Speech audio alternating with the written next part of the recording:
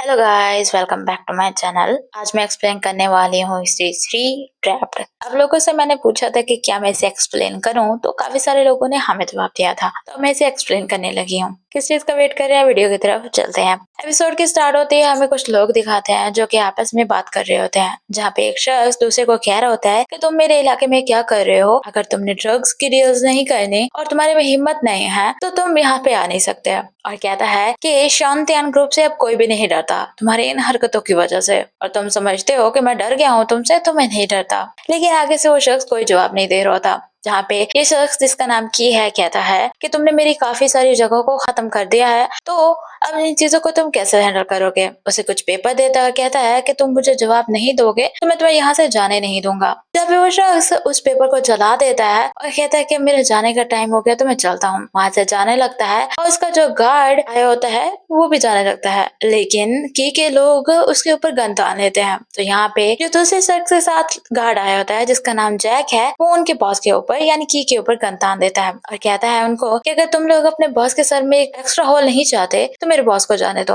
जिसपे वो उसे जाने देते हैं। और यहाँ पे जैक उनसे फाइट करने लगता है, लेकिन ऊपर से पुलिस आ जाती है और यहाँ पर एक पुलिस मेंबर जैक के बॉस को ढूंढ रहा होता है। इसका नाम मैंग शाओफाई है जो कि हमारा मेन लीड है। पूछता है कि टैंगजी कहाँ है, जो कि हमारा सेकंड मेन लीड है, हम इसे फे बुलाएंगे। जैक कहता है कि मैं यहाँ पे त्यान ग्रुप की तरफ से आया था इनसे डील करने के लिए। फे कहता है बकवास मत करो और पूछता है केस है कि तुम यहाँ पे तेंगी से मिलने के लिए आए थे ना, लेकिन वो आगे से साफ साफ मना कर देता है। फिर वहां से चला जाता है तेंगी को ढूंढने के लिए। हमें दिखाते हैं हमारा सेकंड मेन लीड तेंगी, जो कि चार होता का स्टाइल में, और उसे आकर फिर रोकता है और कहता है तुम्हें पता था ना कि मैं यहाँ पे आने वाला हूँ, ये सब कुछ तुमने इसलिए किया ताकि मैं के को पकड़ पाऊँ और इसे सबक सिखा पाऊँ, ऐसा ही है ना, मुझे तुम पागल क्या समझते हो। जिसपे तेंगी कहता है तुम तो काफी स्मार्ट हो गए हो। वहां से जाने लगता है, लेकिन फाई उसे रोकता है, जिसपे वो दोनों फाइट करते हैं और यहाँ पे फाई उसके ऊपर गन तान देता है। जिसपे तेंगी कहता है क्या तुम मुझे अरेस्ट करने वाले हो, हाँ किस बलबूते पर, क्या तुम फिर से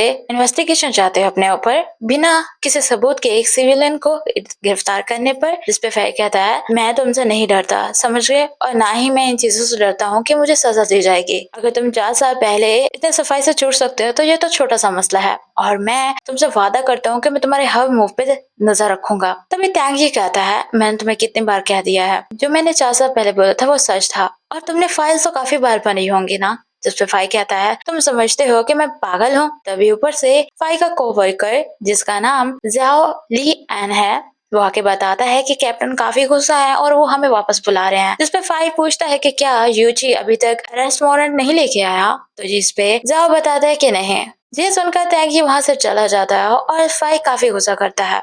हमें दिखाते हैं जैक और बाकी सबको वो पकड़ के लेके आ चुके होते हैं, जहाँ पे कैप्टन फाई पे काफी गुस्सा कर रहा होता है कि उसने बिना उन्हें इन्फॉर्म किए और अरेस्ट वारंट के बगैर वहाँ पे कैसे जा सकता है वो, और उसे वार्निंग देता है कि आइंदा से वैसे कोई हरकत न करे। जिसे ठंडा करने के लिए उसके बाकी के कोवर्कर बहुत मेहनत कर रहे होते हैं। कैप्टन उसे कहता है कि तुम्हारा ये ऑब्सेशन जो तेंगी के साथ है 4 सालों से, इसे मैं इग्नोर करता रहा हूँ अब तक, लेकिन अब मैं इसे इग्नोर नहीं करूंगा। मैंने तो सोचा भी नहीं था तुम इस तरह से कोई हरकत करोगे। पानी सबसे ऊपर जा रहा है, तुम्हें लगता है तुमने जो इतने साल मेहनत की है वो तुम ऐसे ही इन चीजों पे जाया कर दोगे और मैं तुम्हें ऐसे ही जाने दूंगा। तभी इसके कोवर्कर उसे कॉफी पिलाने की कोशिश करती है ताकि उसका कुछ गुस्सा ठंडा हो जाए। जहाँ पे फाई कहता है सिर्फ सर्च वारंट का थोड़ी सी देर हो गई थी, लेकिन ये तो प्रूफ होता है कि वो उससे मिलने गया था। जहाँ पे कैप्टन कहता है तो क्या हुआ, क्या तुम अब चाहते हो कि जब भी फ्यूचर में टैन ग्रुप कहीं जाए तुम उनके साथ जाओ, इवन कि अगर वो वॉशरूम में भी जाते हैं तो तुम उनके साथ अपनी टीम लेके जाओगे।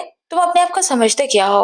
मैं तुम्हें एक चीज बता दूं, मेरी बेटी की जल्दी शादी होने वाली है और मेरे शेड्यूल में काफी सारी चीजें हैं, तो मैं तुमसे भीख मांगता हूँ कि तुम ऐसी हरकतें करना बंद करो, मुझे मुसीबत में डालना बंद करो। जिस पे फाई कहता है मुझे पता है वो दोनों एक दूसरे से बात करने गया था, अगर वो शख्स उसका साथ नहीं देता तो मैं तेंगी को पकड़ लेता। कैप्टन अभी भी उसे इन सारी चीजों से मना करता हुआ कहता है मेरे ऑफिस में आओ। जिसपे वो उसे अंदर लेके चला जाता है। उसके कोवर्कर से लेकर काफी परेशान होते हैं कि अब की बार तो कैप्टन उसे बहुत सुनाने वाले हैं। जहाँ पे उनका एक कोवर्कर कहता है कि लगता है अब की बार फाई ने वाकई में कुछ गलत किया है और लाइन क्रॉस की है, जिसकी वजह से वो इतना गुस्सा है, क्योंकि उन्होंने इतने सारे कुछ किया है कैप्टन के लिए, लेकिन उनका गुस्सा ठंडा ही नहीं हुआ। जहाँ पे जाओ कहता है मुझे लगता है हमें पुलिस को बुलाना चाहिए। पीछे से जैक उनकी बातें सुन रहा होता है, जो कि कहता है क्या तुम लोग पुलिस वाले नहीं हो। जिस पे जाओ कोई जवाब नहीं दे पाता। हमें दिखाते हैं कैप्टन उसे अपने ऑफिस में ले गया होता है और कैप्टन उसे काफी सारी फाइल्स देता है और कहता है इन्हें पढ़ो, लेकिन फाई कहता है ये तो 4 साल पहले की फाइल्स हैं जो कि मैं इतनी बार पढ़ चुका हूँ और इनमें सारी सेम चीजें ही लिखी हुई हैं। तो कैप्टन कहता है तुम पढ़ चुके हो तो तुम्हें एक पॉइंट तो समझ आ गया होगा कि उसने जो भी गवाही दी थी वो ये थी कि मुझे नहीं पता और मैं नहीं जानता। जिसपे फाई इंसिस्ट करता और कहता है कि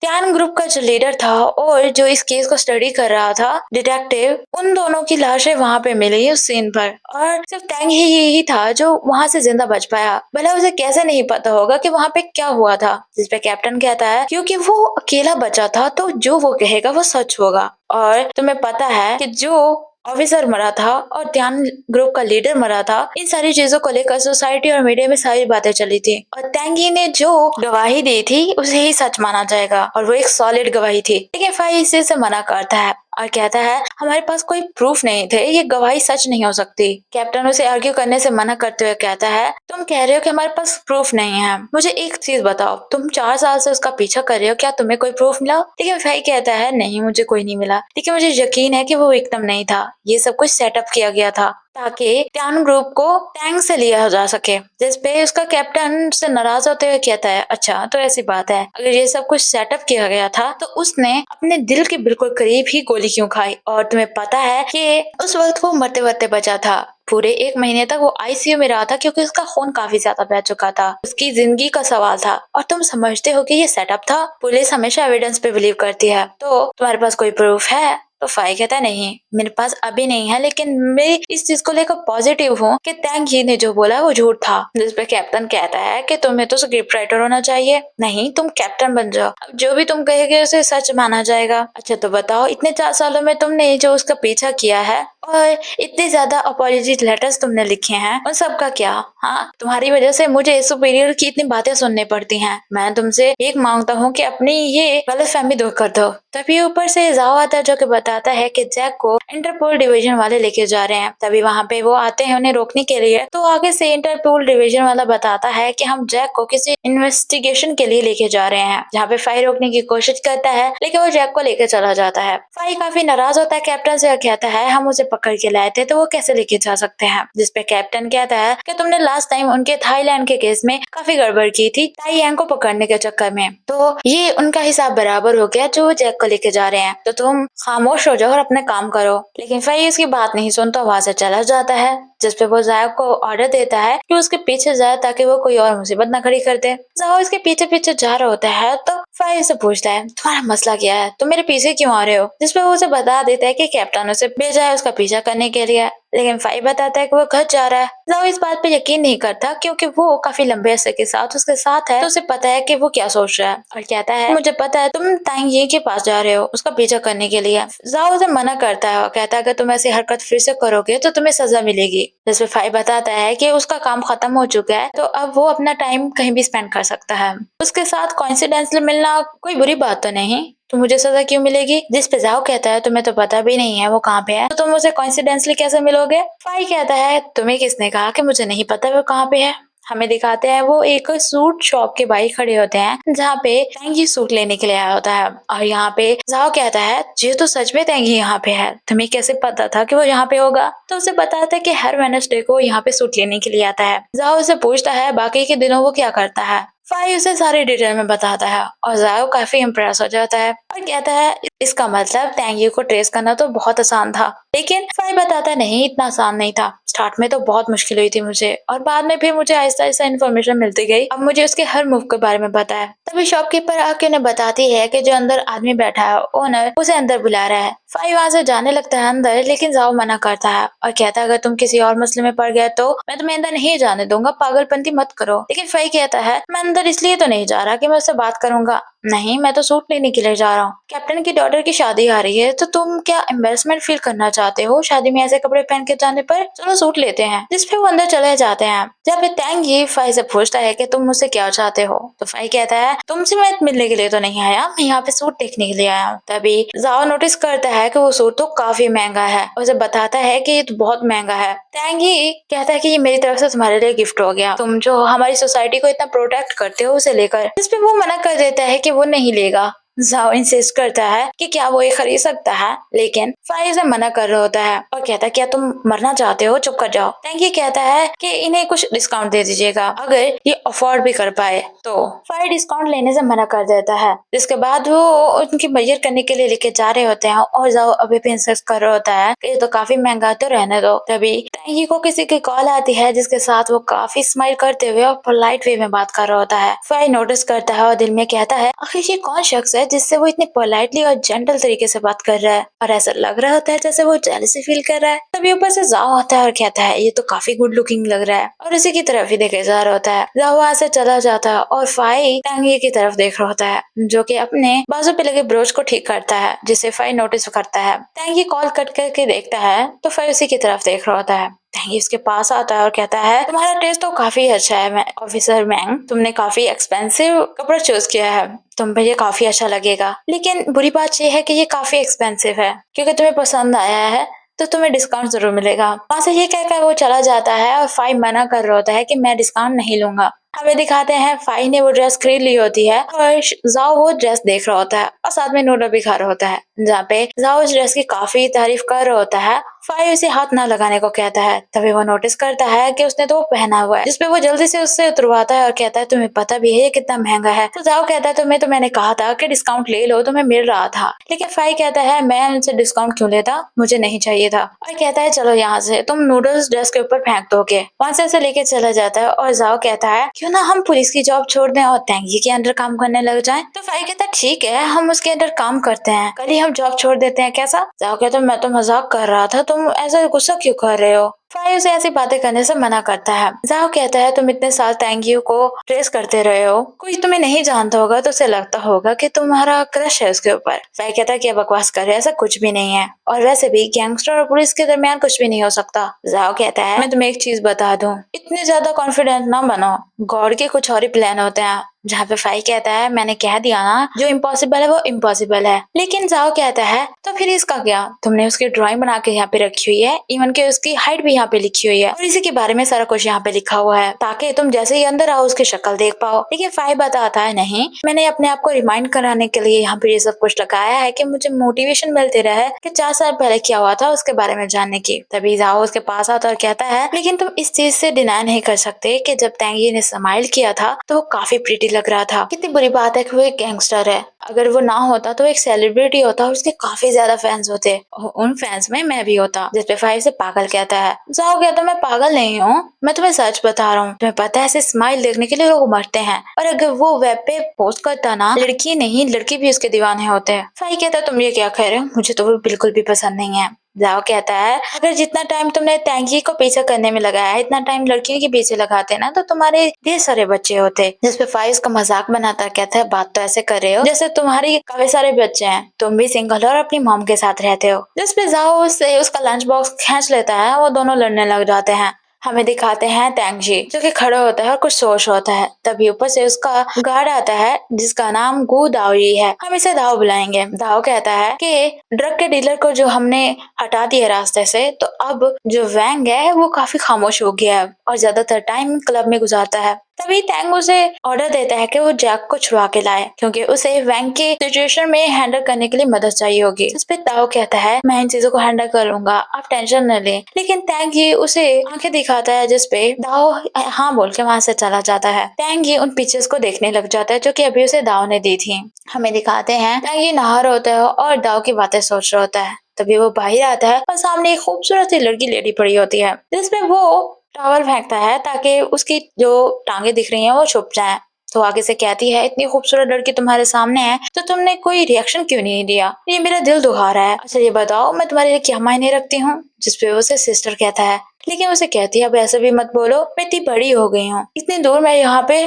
तुमसे मिलने के लिए आई हूँ और तुम इस तरह से मुझे ट्रीट करोगे? तो टैंकी उसे स्माइल करते हुए वेलकम बोलता है। इसका नाम जो होंग ये है, हम इसे होंग बुलाएंगे। होंग कहती है मैंने सुना है कि ऑफिसर मैंग ने जैक को गिरफ्तार कर लिया था, क्या वो अभी भी तुम्हें परेशान करता है? टैंगी पूछता है कि उसे ये सारी बातें किसने बताई, तो वो नहीं बताती कि किसने बताई, और कहती है क्या उसने अब की बार भी तुम्हारे प्लान्स खराब किए? लेकिन टैंगी कहता है नहीं, अब की बार तो एक तरह से उसने मेरी मदद ही की है की को सलाखों को पीछे भेजकर। तो हॉन्ग कहती है इसका मतलब तुमने सूट उसे इसलिए लेके दिया क्योंकि तुम उसे थैंक यू कहना चाहते थे एक तरह से। टैंग उसे कोई जवाब नहीं देता। हॉन्ग कहती है मुझे ऐसा लगता है जैसे तुम दोनों फ्रेंड्स बनते जा रहे हो, लेकिन तुम्हें इस चीज से बाखबर रहना चाहिए कि शुरू के सालों में उसने तुम्हें कितना परेशान किया था। अब तुम जानते हो कि वो कैसा बिहेव करता है, तो उसे भी तो पता होगा कि तुम किस तरह से हो और तुम कैसा बिहेव करते हो, और वो एक पागल इंसान नहीं है। और उसे कहती है कि पिछले कुछ सालों में तुमने कंबोडियन ड्रग चैनल की काफी सारी चीजों को बर्बाद किया है, और मुझे पता है तुम जानते हो कि काफी सारे लोगों ने स्टार्ट में तो नोटिस नहीं किया था, लेकिन अब काफी सारे लोग नोटिस करते हैं। टैंग